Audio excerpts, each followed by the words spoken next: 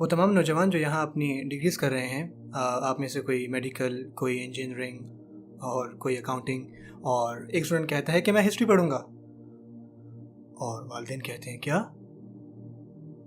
تم ہسٹری پڑھ کر کیا کرو گے؟ تمہیں نوکری کون دے گا؟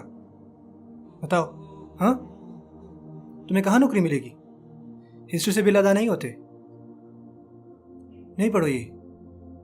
سو ہم نے اپنے ذہین ترین بچے لیے، ذہین ترین، اور انہیں ڈاکٹر بنایا، انہیں ہم نے انجینئر بنایا یا پروگرامر بنایا یا آرکیٹیکٹ بنایا، اور ہمیں انہیں بنانے کی پرواہ نہیں جیسے historian, political scientist, sociologist, psychologist نا۔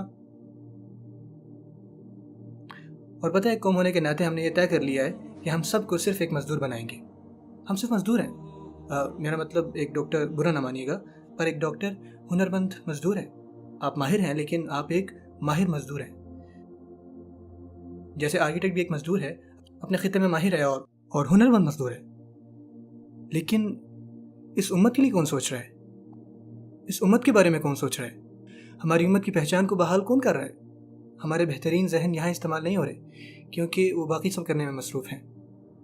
میں چاہتا ہوں تم یہ پڑھو، تم یہ پڑھو، اور افسوس کی بات یہ ہے کہ اگر تم پوچھو کہ یہ کیوں پڑھ رہے ہو، یعنی اس کیریئر کو کیوں جوائن کیا، آپ کو پتہ ہے سب سے کامن جواب کیا سننے کو ملتا ہے؟ نمبر 1 کہ میرے والدین نے ایسا کہا ہے، اور نمبر 2 کہ یہ ایک اچھی نوکری ہے، بس۔ سو ہم اپنی آنے والی نسلوں کے لیے وراثت میں یہ چھوڑ کر جا رہے ہیں کہ زندگی میں سب سے اہم کام ایک اچھی نوکری کا ہونا ہے نا۔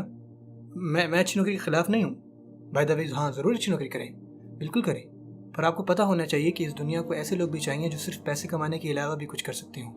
آپ سمجھ رہے ہیں نا؟ میرے خیال سے اگر میرے اختیار میں ہوتا تو تاریخ دان یعنی ہسٹورین، وہ لوگ جو سائیکالوجی، سوشیولوجی پڑھتے ہیں، وہ ہائیسٹ پیڈ پروفیسر ہونے چاہیے نا، وہ ہائیسٹ پیڈ ریسرچر ہونے چاہیے میرے مطابق، کیونکہ یہ وہ لوگ ہیں جو اثر چھوڑتے ہیں کہ ایک معاشرہ کیسے چلتا ہے۔ یہ لوگ معاشرے کو صحیح سے دکھاتے ہیں، اور اگر ان کا اسلامک مائنڈ سیٹ ہو تو وہ معاشرے میں بہت اچھائی لا سکتے ہیں۔